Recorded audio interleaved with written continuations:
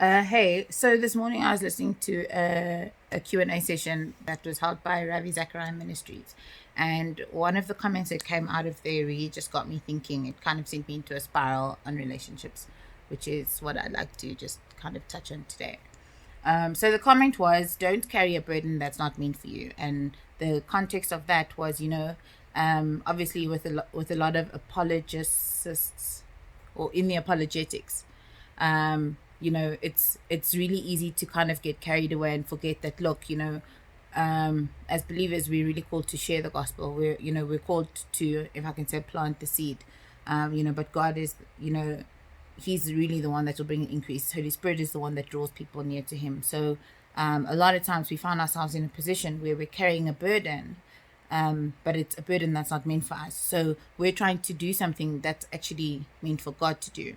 And I kind of just started applying that to relationships, which for me really just sent me, like I said, into a spiral, because then I just kind of started thinking about the quotes or the comments that really impacted how I engage or how I deal with relationships, and I thought it might be nice to share that. So that's basically all I'm going to do today, and hopefully one of them really just sticks to you, and you're able to apply it and improve the quality of relationships, if I can say that you have. So I think maybe starting off with this one, don't carry a burden that's not meant for you. I think it ties in, or it links quite well with a conversation that I had with really good friends of mine a couple of years ago, when we went over for dinner, and literally all they said, they were like, Katie, what are your expectations out of this relationship? And I was just like, why? And he's like, no, every point of hurt in a relationship or in the journey of a relationship actually comes from a mismatch of expectations. So if my expectation is that you are my best friend, but for you, your expectation is that I'm just a friend, then it means for me, certain events will happen where I expect you to be there, and I expect you to move like, earth and heaven to be there.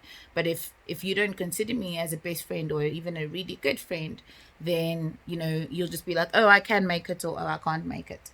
And that was really something that stood out for me, and it's allowed me the opportunity to really just get so clear on my expectations in relationships, because it's kind of preemptively avoiding painful situations or painful moments. So that's the big one. And the reason why I said connect so nicely to that comment is because when you're clear on expectations, then what also happens then is that I'm clear on what I bring to the relationship, and you're clear on what you bring to the relationship. So it makes interacting, and it makes engaging so much easier. Okay, so then the second one is the second one is the quote by Maya Angelou, when she says, when people show you who you are, believe them.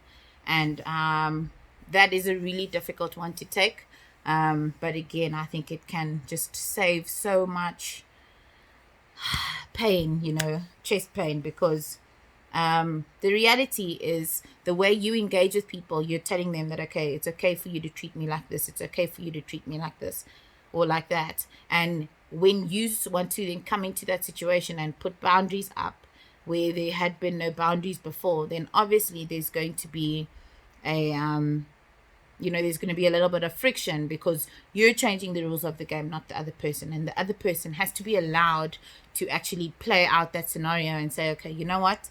Now that the rules of the game have changed, I actually don't want to play anymore. And they have, as much right as you have to change your mind, they also have a right to make that decision in that moment once you've changed your mind. That's another one. And then another one as well, or a third, the number 3, also by Maya Angelou,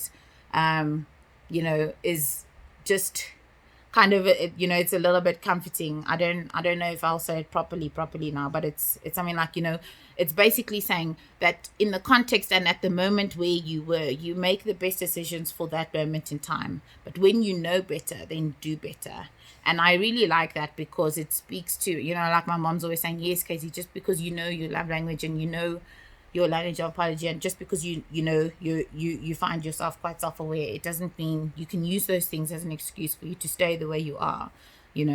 And that quote really challenged me, just to say, okay, well, I did the best with what I knew then, but now that I know better, let me do better. And that just speaks to, the growth that you can actually discover or experience with people as you walk along your journeys.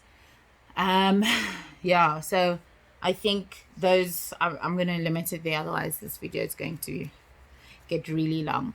But like I said, I think it just kind of sent me into a spiral of thinking about the relationships that we make in our lives, and really just about clarifying, how are we engaging, why are we engaging, and when do we engage? Because I think there's a lot of hurt that seems to be coming up now around relationships. And sometimes the hurt is because we're ignorant about it. Sometimes it's because we ignore it.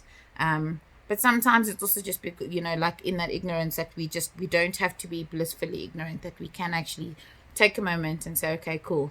These are the relationships that I currently have in my life. Let me actually evaluate them, so that I know, okay, this is the reason why I'm putting in this much effort into this relationship, or this relationship, actually, I find that it's draining me. And if it's draining me, like, as painful as it is, it really is a breath of fresh air when you eventually build up the courage to walk away from relationships that you're supposed to walk away from.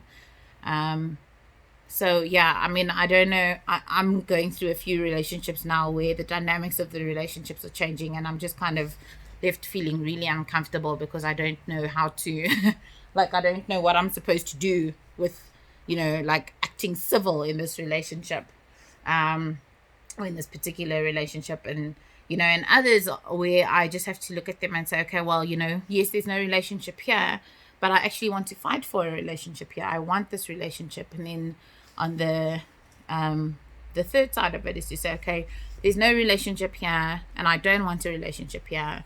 I actually have to walk away. And building that courage is a difficult thing.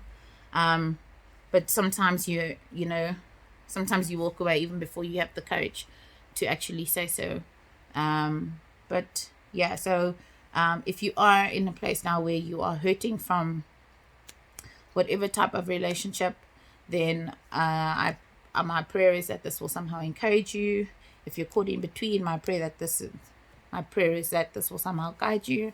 And if you find yourself just in a good space in terms of relationships, I want to encourage you again to constantly evaluate the relationships in our lives, because of that whole thing where Medea says, really sometimes a person is only supposed to be there in your life for a season, and if you keep them past that season, then that's where you find a lot of hurt. And celebrate the great relationships, because they do exist.